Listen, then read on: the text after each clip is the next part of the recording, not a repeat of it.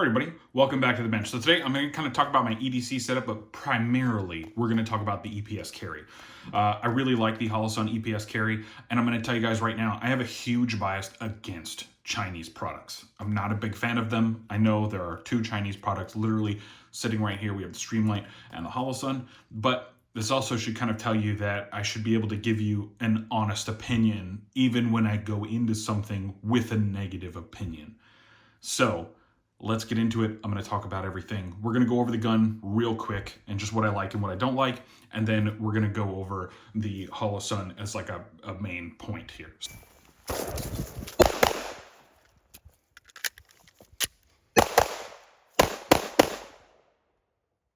I have a Glock 43X MOS. Now this does come with the light rail and the optics mounting system. Almost everything on this Glock is stock. I did go ahead and get the Apex upgrade kit for the trigger, but I'm going to go ahead and tell you guys right now, I had to switch out the trigger bar because randomly I would get dead triggers.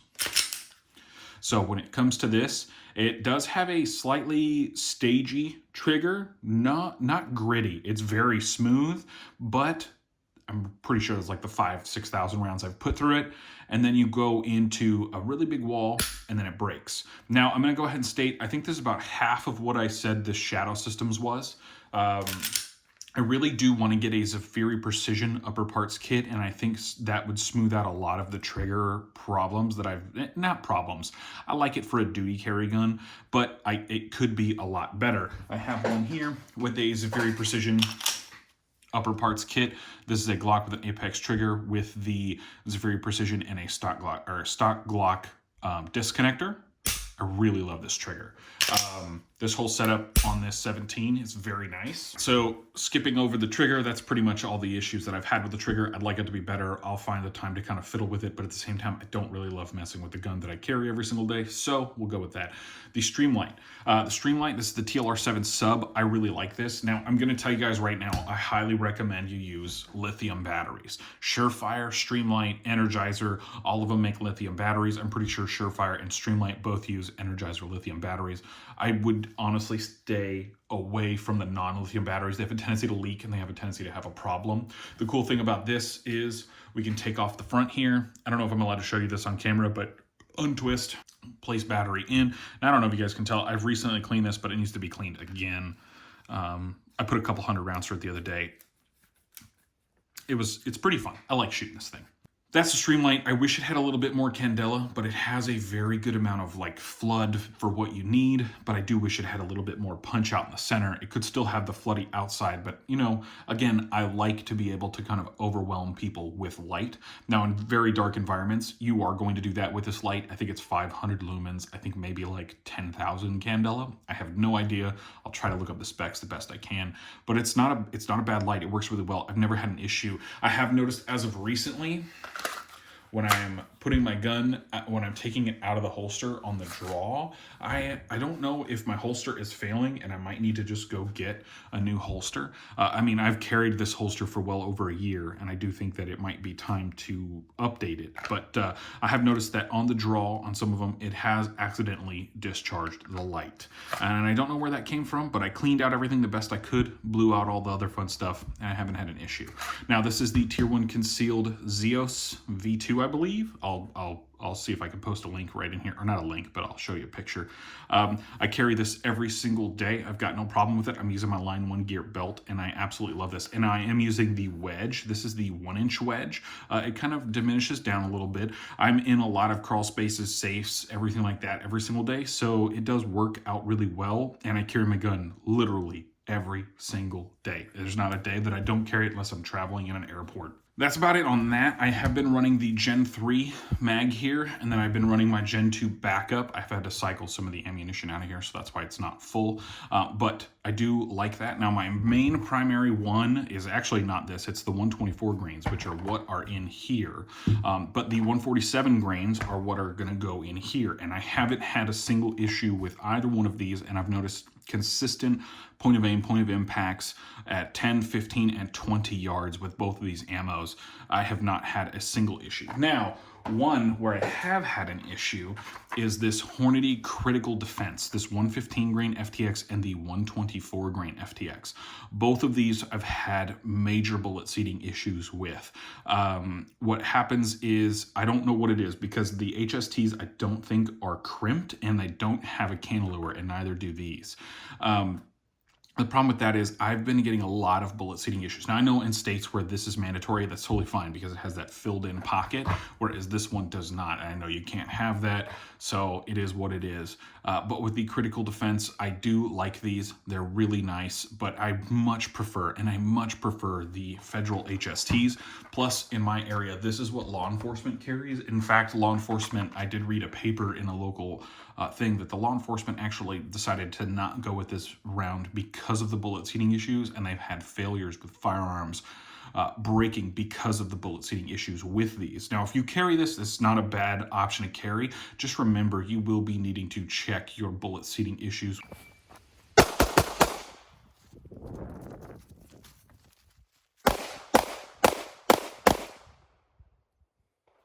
All right. Now let's get into the EPS carry. Now, I think you guys know that I'm kind of a big fan of like American / not Chinese made stuff. I do like American made things. Now, granted, I'm carrying a gun that's made in Austria with a light that's made in China and an optic that's pretty much made in China.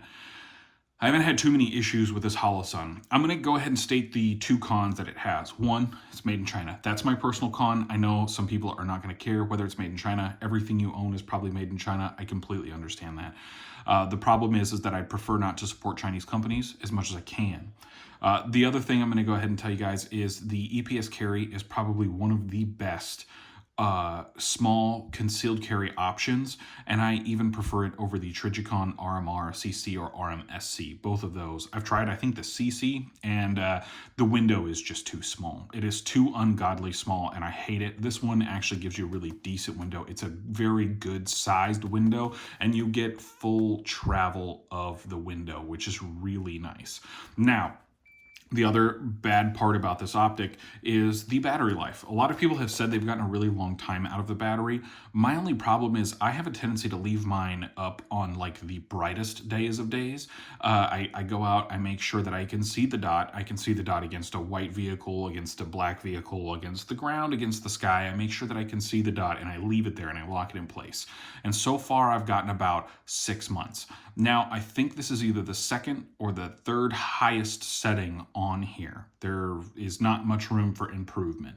I will also notice that when the dot dies, it dies. Like, there is no slowly diminishing. I haven't seen anything. I do check this dot, if not daily, but every other day.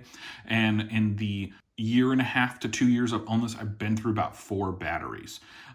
It's not a problem. It does go through batteries. So I do have to change them out. I change them out every 4 months. That is the only thing. Every 4 months I have a calendar reminder in my iPhone to just change out the battery. It takes some weird pattern of battery. I'll try to throw it in here somewhere. But it's not a bad optic. I really like it. Now, this has actually taken quite a few drops. This optic itself has, I want to say there was a 6-foot drop. I had it on a ladder. I had to get up into a crawl space at home, and I had it up on a ladder, and it literally took a 6-foot drop on the concrete right here. I don't know if you guys can see that. I did not lose 0. And next time I took it to the range, which was literally that following weekend, that was not a problem. In fact, I think I scratched off some of the stuff there, and then it took another face first drop onto a rock right here, and I'm surprised. I thought that rock broke the glass, but it did not. So it's a very interesting, I mean, this gun has been through kind of hell and back as an EDC gun. That's just kind of what it is, but it performs really well. The dot performs really well. I personally like it. Now, I haven't been racking this thing off a whole bunch of other stuff. I do think that it will kind of need some sort of plate, like the Radian Ramjet, the Radian Guardian or something. I think it would probably benefit from one of those, especially on the 43X MOS, if Radian could probably come out with one of those. The problem I also see with that is there is no like spare room right up in here for any of that. So I think that might also be an issue with the Radian system.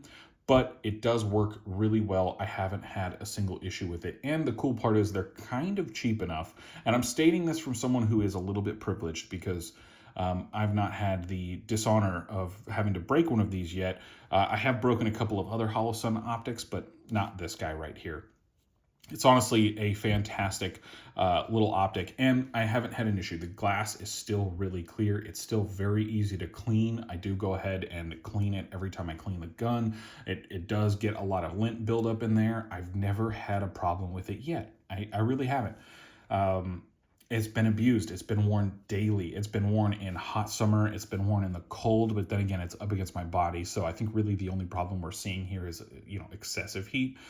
The cold being up against my body, it doesn't nearly affect it as much. I have noticed in the cold when I have gone to pull this thing out, the glass will kind of fog up a little bit. But the cool part is that green dot in there is definitely bright enough to see even the green areas in Houston here. In Texas, we have a lot of humidity, a lot of all that, and I have yet to see any part of this optic have any sort of humidity issues or anything like that. I think that the everyday torture for over a year and a half has definitely brought this optic kind of like the forefront for me. I don't know if an RMR would have any better or worse time with that, but I just don't love the optic. It's really tiny. It has a very small window. It takes a lot more getting used to, whereas with this, I have that standard Glock grip that I'm used to with a lot of my other Glocks. It works, it presents just right the way I need it to, and I'm able to draw it from concealment because I do carry inside the waistband appendix. All right, so before I go on and tell you guys, I'm not a big fan of Chinese optics. I like American-made stuff. I like American-made products. I try to buy American when I can. I'm violently pro-American. I will always be. I may not love my government, but I love my country. I did request to go fight for it a few times, and I've got no issues with this. I've got no issues with being violently pro-American. What I don't love are just these cheap Chinese products. And they are cheap. There's a lot of these that are out there. They're getting better. They're potting all their stuff. They're doing all that. And they're making a lot of these American companies look terrible because a lot of American companies, let's go ahead and state, Bear Creek Arsenal, they put out subpar products. They put out things that aren't very good. And I'm going to go ahead and state, I think that we're getting into kind of a renaissance of a lot of things here. I've had this Holosun 403 R gold dot for, I'm going to say, going on almost 5 years now. I've never had a single problem with this optic. I've changed the battery once. It's lived on many, many guns. It's shot many, many rounds through it, a 5.56. It's a very, very good optic, and it works really well. Now, granted, this was before the whole 2020 thing and all of that other fun stuff. I don't know if Holosun has made anything better or worse than that. I do have it turned off, I'm sorry. But this is the amber dot. I like the amber dot. It works really well. And again, Holosun products, I don't necessarily love them, but I can go ahead and tell you guys what is good and bad about these products. And I'm sorry that if you feel like I'm personally attacking your product or something that you love, or you have some sort of confirmation bias for, please understand that you should not be emotionally attached to products. If this breaks tomorrow, I'm going to tell you about it. If it breaks in 6 years, I'm going to tell you about it. I'm going to tell you the good or the bad of what happens with these products. It doesn't matter what it is. Brownells did send out the optic and the light. I bought the gun, and they'd sent out some of these Shield Arms mags. But I'm going to go ahead and tell you guys, I had no problem telling you guys when my Gen 2 Shield Arms mags took a dump on me and they weren't working.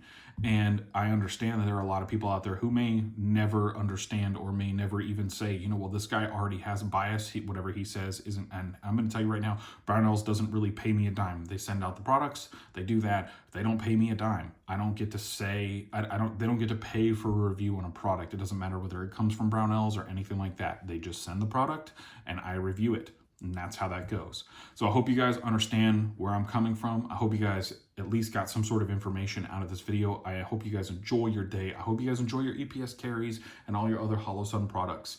I will continue to be violently pro-American and try to use them as minimal as possible, but I cannot tell you that it's a bad optic for any reason.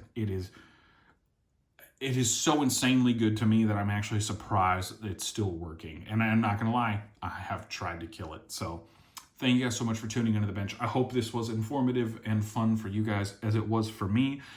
I love you guys. As always, be a hoodlum.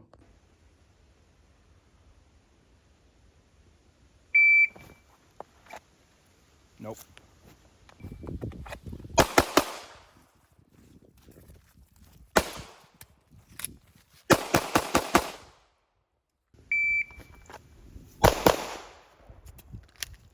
Nope.